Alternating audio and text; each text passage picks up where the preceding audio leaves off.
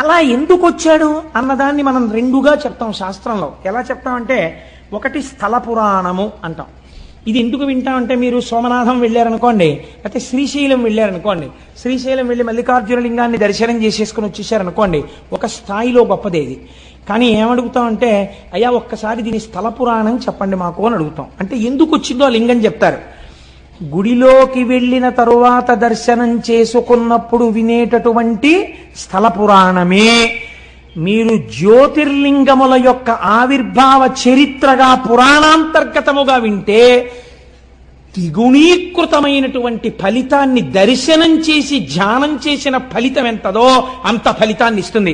ఇప్పుడు 12 జ్యోతిర్లింగాల్ని శివమహాపురాణాంతర్గతంగా మీరు విన్నారనుకోండి, అందుకు తీసుకొస్తారు. ఇప్పుడు మీకు ఏ ఫలితం వేస్తారంటే, మీరు ఈ దేశములో ఉన్న 12 జ్యోతిర్లింగాల్ని సశాస్త్రీయంగా ఎలా